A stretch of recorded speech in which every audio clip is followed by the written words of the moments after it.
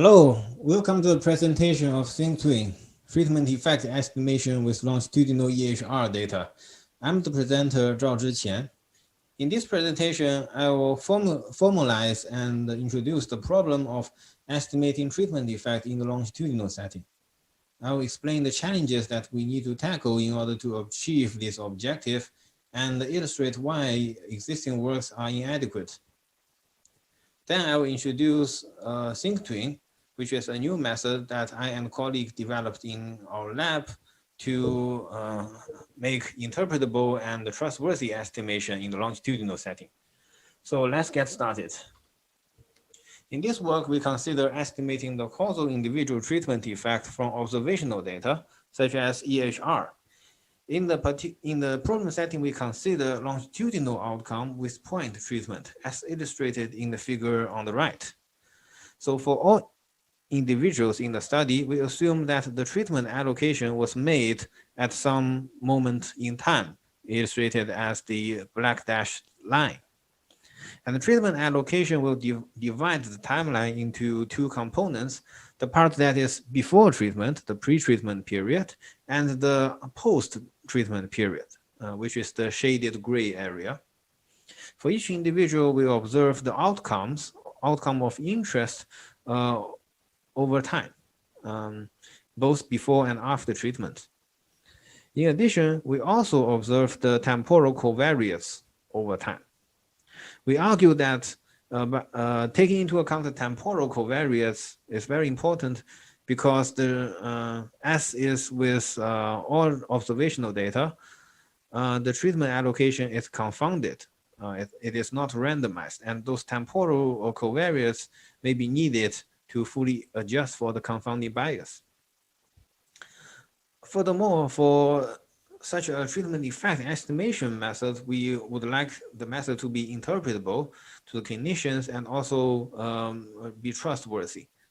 And we'll define those notions later. This problem is relevant to many applications, clinical applications. First of all, as we know, the clinical trials are often underrepresent the general population, even due to limited budgets or because of ethical reasons that certain people above certain age group cannot be recruited. Moreover, the observational data contains a large number of data points, and it will make it easier to identify the subgroups with heterogeneous treatment effects. So this will lead to personalized treatment decision and precision medicine. Last but not least, with observational data, it is possible to measure the long-term outcomes, both the beneficial outcomes and potentially the adversarial, the adverse outcome. Because clinical trials usually have a relatively short time span, such long-term outcomes may not be fully reflected in the trials.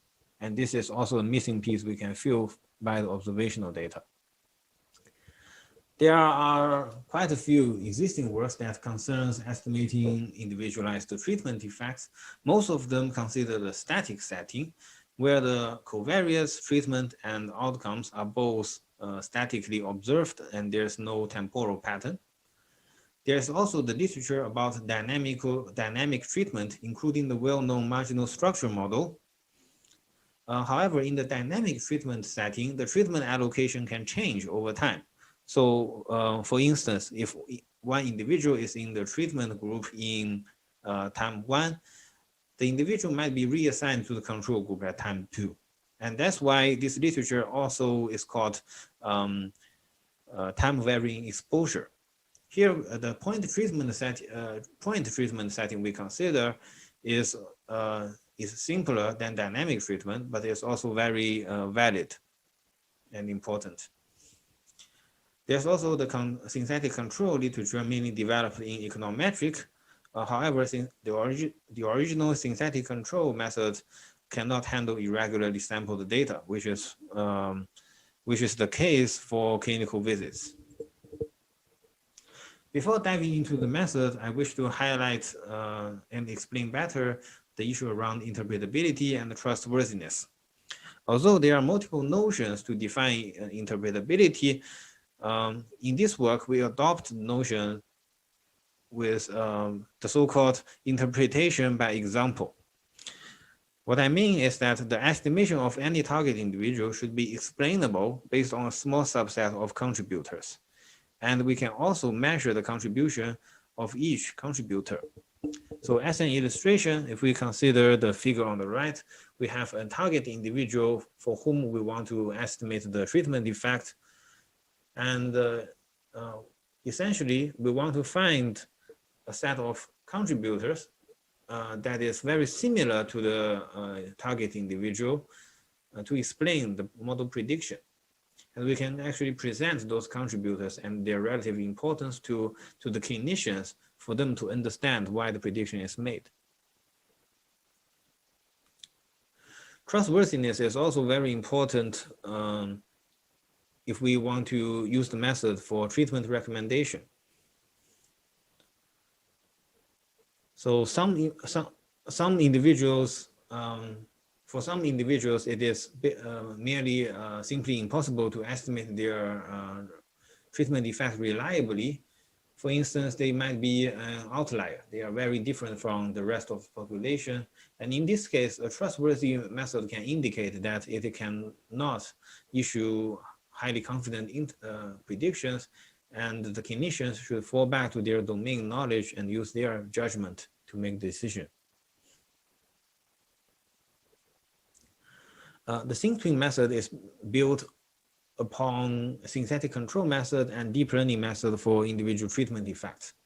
The synthetic control method is very transparent, interpretable, and trustworthy. However, it is sensitive to noise, makes strong assumptions, and most importantly, it assumes that the temporal observations are measured at regular samples, which is not applicable to EHR data. On the other hand, the deep learning method achieved high estimation accuracy, is able to deal with complex temporal patterns. However, they are typically not transparent according to the definition we explained above. And it is actually well known that some deep learning method can issue highly confident prediction, but is in fact inaccurate.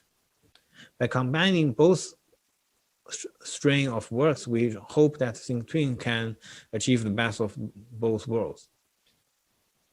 The SyncTwin method consists of 3 steps: encode, synthesize, and estimate.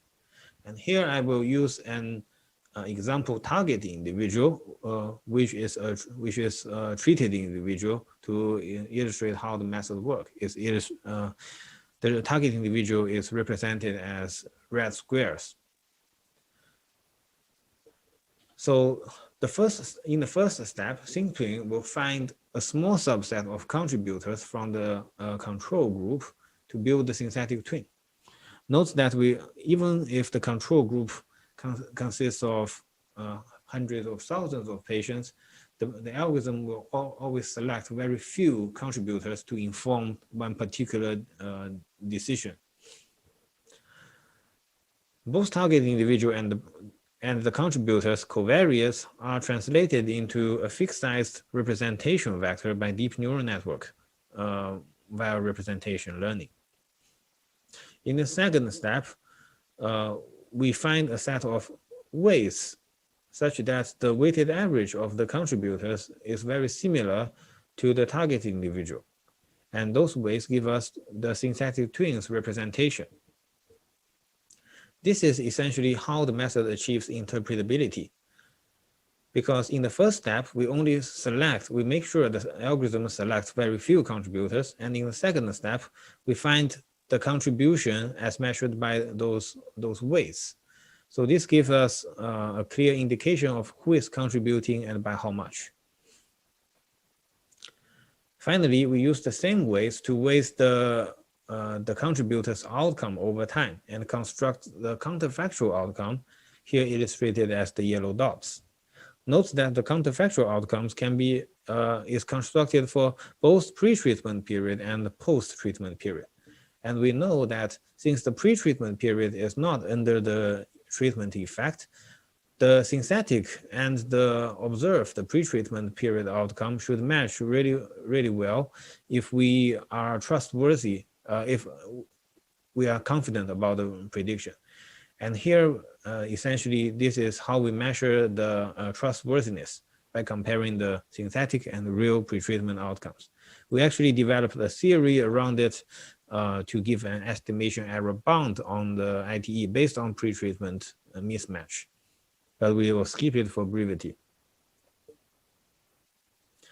Of course, just as all other treatment effect estimation methods, SyncTwin also makes a few assumptions around consistency, no anticipation, and data generating model. We highlight that those assumptions are fairly standard in the literature, and our data generating model is strictly more general than the assumption used by synthetic control, the original work.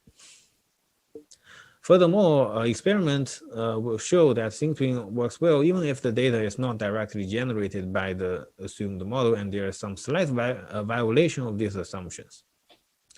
In the simulation study, we generate a simulated data set using the PKPD model of statins as ground truth. We introduce varying degree of confounding by subsampling the data set informatively.